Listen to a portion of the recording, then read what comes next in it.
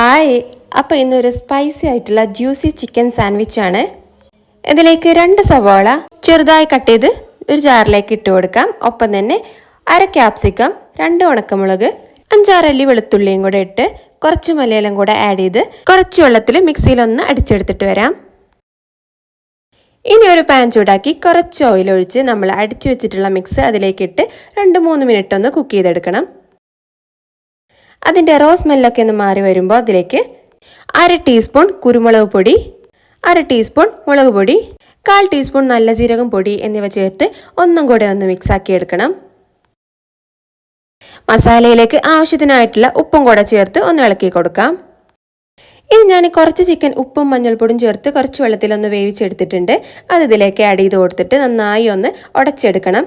മസാലയും ചിക്കനും എല്ലാം കൂടെ നന്നായി ഒന്ന് മിക്സ് ചെയ്തെടുക്കാം. എല്ലാം കൂടെ നന്നായി മിക്സായി വന്നതിന് ശേഷം ഫൈനലി കുറച്ച് മല്ലിയിലയും കൂടെ കട്ട് ചെയ്ത് അതിലേക്ക് ഇട്ട് കഴിഞ്ഞാൽ നമ്മുടെ ഫില്ലിങ്സ് റെഡി ആയിട്ടുണ്ട്.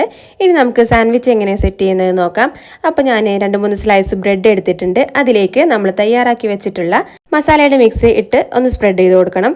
അതിൻ്റെ മേലെ ഒന്ന് സ്ലൈസ് ചെയ്ത് വെച്ചിട്ടുള്ള ക്യാപ്സിക്കം 2-3 പീസ് ഞാൻ വെച്ച് കൊടുക്കുന്നുണ്ട്.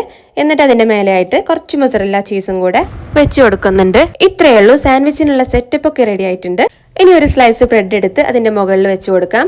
അപ്പോൾ ഇങ്ങനെ ഞാനൊരു 4 ബ്രെഡ് ഇവിടെ ചെയ്തെടുത്തിട്ടുണ്ട് കേട്ടോ. 4 സെറ്റ് ബ്രെഡ് ചെയ്തെടുത്തിട്ടുണ്ട്. ഇനി നമുക്കൊരു സാൻഡ്വിച്ച് മേക്കറിലോ അല്ലെങ്കിൽ സാധാ പാനിൽ തന്നെ ഇതൊന്ന് ടോസ്റ്റ് ചെയ്തെടുക്കണം. അപ്പോൾ ഞാൻ സാൻഡ്വിച്ച് മേക്കറാണ് ഇവിടെ എടുത്തിട്ടുള്ളത്. അതിലേക്ക് ബ്രെഡ് വെച്ച് കൊടുത്ത് കുറച്ച് നേരം ഒന്ന് അടച്ചു വെച്ച് കൊടുക്കുന്നുണ്ട്. അപ്പോൾ ഞാൻ ഒന്ന് ഓപ്പൺ ആക്കി നോക്കട്ടെ. അതായത് നമ്മുടെ അടിപൊളി ബ്രെഡ് സാൻഡ്വിച്ച് ഇവിടെ റെഡി ആയിട്ടുണ്ട് കേട്ടോ. അപ്പോൾ ഞാനിവിടെ അടുത്ത സെറ്റും കൂടെ വെച്ച് കൊടുക്കുന്നുണ്ട്. ഒരു 5-6 മിനിറ്റിൽ ഇത് പെട്ടെന്ന് തന്നെ ഒന്ന് സെറ്റായി കിട്ടും.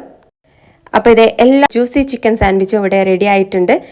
നല്ല അടിപൊളിയായിട്ട് കിട്ടിയിട്ടുണ്ട് കേട്ടോ.